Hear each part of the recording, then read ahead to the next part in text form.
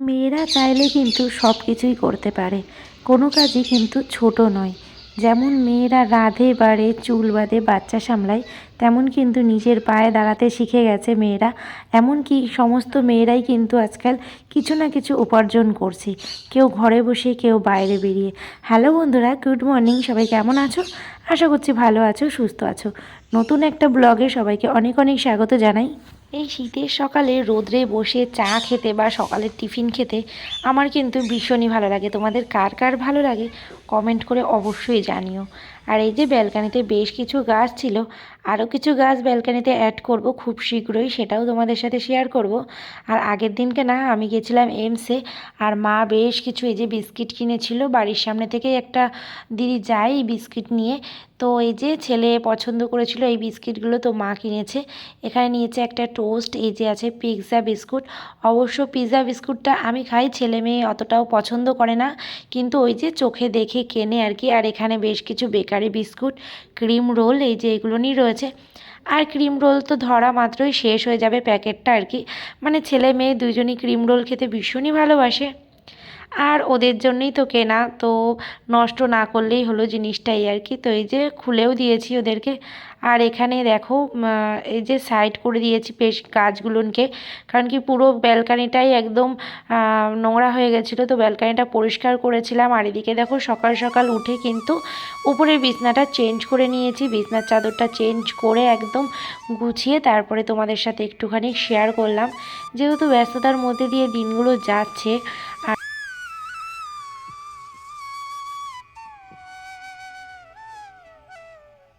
এই যে রোজ রোজ এত ভোর থাকতে উঠে সংসারের কাজটা কিছুটা হলেও কমপ্লিট করে ভাইকে নিয়ে বেরোতে হচ্ছে এমসির উদ্দেশ্যে।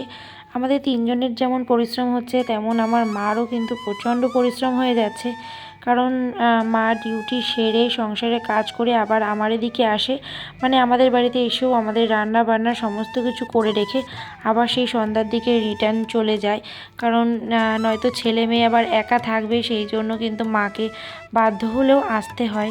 এটাই হচ্ছে একটা সমস্যা, মানে যদি বাড়িতে কেউ না থাকে ছেলে মেয়ে দেখবার জন্য, তখন কিন্তু ভীষণ একটা সমস্যা হয়ে যায়। তো জানি, তবুও কিছু করার নেই, যেহেতু ভাই অসুস্থ, ভাইকে নিয়ে তো ডক্টর চেক আপ যেতেই হবে বা ডাক্তার তো দেখাতেই হবে সেই জন্য।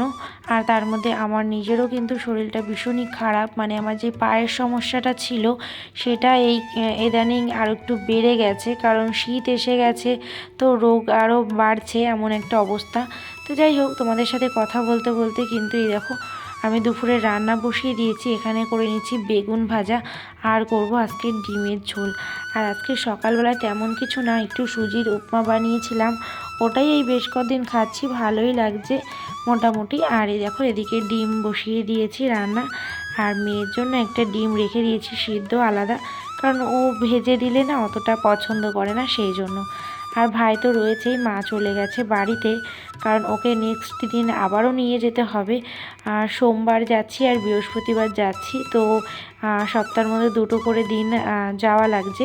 তারপরে ডেট দেবে সপ্তাহে একদিন বা মাসে একদিন, তখন গেলেই হবে যখন মেডিসিনগুলো চলবে।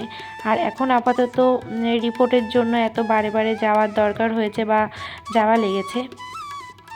তো যেটা বলছিলাম, মেয়েরা কিন্তু কোনো কাজেই এখন আর পিছিয়ে নেই, সংসারের দিক থেকে বলো বা বাইরের কোনো কাজের দিক থেকে বলো, সমস্ত কাজেই কিন্তু মেয়েরা অনেকটা ধাপ এগিয়ে গেছে। তো আমাদের এখানে আশেপাশে অনেক মেয়েরাই আছে যারা ব্যবসা করছে, যারা ইউটিউবে ভিডিও করছে, নানান রকম কাজের মধ্যে কিন্তু তারা জুড়ে রয়েছে। ডিমের জন্য এই যে মশলাটা কষিয়ে নিয়েছি খুবই সুন্দর করে, আর আলু দিয়ে দিচ্ছি, মাত্র 3 টুকরো আলু দিচ্ছি, আর বেশি আলু দেবো না আজকে, কারণ ওই ভাই, শুভমিতা আর সায়নদীপ তিনজনের জন্য 3টে বড় বড় করে আলু দিয়েছি, সিদ্ধ করে নিয়েছিলাম আলুটা। তো এই যে ভালো করে কষিয়ে দিয়ে দিচ্ছি। এখন না সকাল সকালই বেশ আমি উঠে যাচ্ছি ঘুমের থেকে, কারণ উঠেই কাজগুলো শুরু করে দিচ্ছি, যতটা সকাল সকাল কাজটা আর কি শেষ করা যায় ততটাই ভালো, যেহেতু বেলা এখন অনেকটাই ছোট, কাজ করতে করতে না সময়টা কখন জানি পার হয়ে যায়, সেই বিকেল হয়ে যায় খেতে খেতে। তো আর ওই সকালবেলাতে উঠেই আমি কাজবাজ শুরু করে দিই, আর তোমাদের দাদাভাই যাওয়ার আগে আমার দোকানটা খুলে দিয়ে যায়। তো তাতে আমার সুবিধা হয়, কারণ শাটারটা তুলতে না ভীষণ প্রবলেম হয়ে যায় জানো না। শাটারটা এতটাই মানে শক্ত হয়ে গেছে যেটা তুলতে অনেক কষ্ট হয়ে যায় আমার। তো ওকেই বলি শাটারটা তুলে দিতে, সেই জন্য ওই আর কি দোকানটা খুলে দিয়ে যায়। ওদিকে আমার ডিমের ঝোলটা হয়ে গেছে, আর এদিকে একটুখানি বোতলে সাদা তেল আর কি ঢেলে নিচ্ছি, কারণ তেলটা শেষ হয়ে গেছিলো সেই জন্য। আর সাদা তেল আমার বেশিরভাগ ভাজা ভুজোতে বা কোনো রকম সাদা তেল যেগুলো ইউজ করতে হয়, যেমন ধরো লুচি বা পরোটা, সেগুলোতেই ইউজ করি। বাদ বাকি সর্ষের তেলেই রান্নাগুলো বেশিরভাগ হয়। 1 লিটার করেই তেল আনা হয়, আমাদের সাদা তেল হোক বা সর্ষের তেল হোক। আমাদের 5 লিটার বা বেশি তেল আনা হয় না, যখন শেষ হয় তখনই আবার আনা হয়। এরকমভাবেই কিন্তু আমাদের আর কি জিনিসপত্রগুলো আনা হয়। তারপর এই যে সমস্ত কিছু রেডি করে রান্নাঘরের জিনিসগুলো একটুখানি ক্লিন করে নিচ্ছি। আর এদিকে যেই মশলার দানিটা ছিল ওটাও বেশ কয়েকদিন হয়ে গেছে, দেখো এই যে নোংরা হয়ে যাচ্ছে, তো এটা পরিষ্কার করে নিচ্ছি। আর যে মশলাপাতিগুলো ছিল সেগুলো ঢেলে নিয়েছি। আর এই মশলার যেই মুটকিগুলো না, এগুলো এই যে উপরটা স্টিল, তো ওই জায়গাটা একটুখানি বেশি নোংরা হয়ে যায়। আর অনেকগুলো স্টিলের মধ্যে আছে কিন্তু ফেটেও গেছে মুটকিগুলো। তো যাই হোক, এই যে কসবাইট দিয়ে ভালো করে মেজে নিয়েছি, আর এদিকে ধুয়ে নিচ্ছি, ধুয়ে তুলে নিচ্ছি। তো মশলার কোটোগুলো কিন্তু মাঝে সাঝেই পরিষ্কার না করলে না ওই তেল চিটচিটে হয়ে যায় বা ময়লা হয়ে যায়। যেহেতু আমার রান্নাঘরটা অনেকটাই ছোট, তো সেই ছোট রান্নাঘরের মধ্যেই সমস্ত কিছু আমাকে ম্যানেজ করে চলতে হয়। তো দেখো এখানে এই যে মশলার কোটোগুলো সব কিন্তু ধুয়ে ভালো করে পরিষ্কার করে জল ঝরাতে দিয়ে দিয়েছি। আর মশলার দানি যেই রাখবার যেটা, এই যে সেটাও আমি ভালো করে মেজে নিচ্ছি। রান্নাঘরের কাজগুলো সেরে বেশ কিছু জামা কাপড় আছে, সেই জামা কাপড়গুলো ধুয়ে দেব, দিয়ে একেবারে স্নান করে নেব। তারপরে ছেলে মেয়ে আসলে ওদেরকেও খেতে দেব।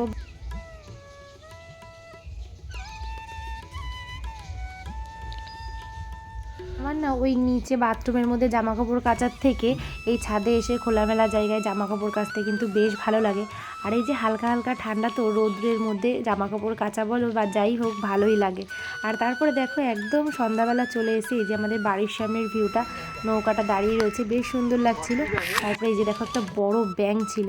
আর এদিকে চলে এসছে আমার মা। আর এই দেখো বললাম না, মেয়েরা কিন্তু কোনো কাজেই পিছিয়ে নেই। তো এই যে আমাদের এখানের এই মহিলা কিন্তু বেশ সুন্দর টোটো চালায়।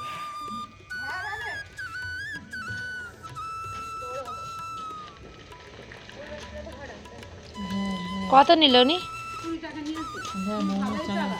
ভালোই চালায়, দেখেছো একটা মহিলা টোটো চালায় কত সুন্দর। আর আমার মা আসলেই আমাদের হচ্ছে একের পর এক বায়না লেগেই থাকে, এই আনো সেই আনো। তো এইদিকে মা বানিয়ে নিয়ে এসেছিলো পায়েস। এই যে পায়েস বানিয়ে নিয়ে এসে, এখনো গরম রয়েছে পায়েসটা, ও এখনো গরম রয়েছে পায়েসটা। এই যে পায়েস বানিয়ে নিয়ে এসছে। আর এখানে এই যে ছেলে বিরিয়ানি খেতে চেয়েছে, 2 প্যাকেট বিরিয়ানি নিয়ে এসছে এখানে।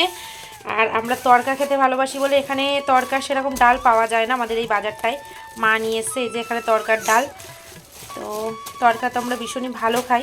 যাই হোক, এই যে এইগুলো নিয়ে এসছে।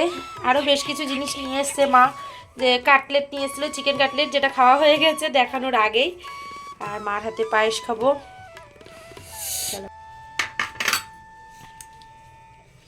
নিয়ে নিয়েছি সবার জন্য পায়েস, মা নিয়ে এসছে। চলো চামচ নিয়ে খাওয়া দাওয়া করে নিই। এইবার শীতের এই যে প্রথম খেলাম পায়েস দিয়েই শুরু, মায়ের হাতেরটাও। আর এদিকে দেখো এই যে বিরিয়ানি নিয়েছিল, সেটাই আর কি ছেলেকে দিয়ে দিলাম খেতে। রাতের ডিনারটা বিরিয়ানিই হবে। আর এই দেখো কত সুন্দর চাঁদ উঠেছিল। তো আজকের মতো টাটা, সবাই ভালো থেকো।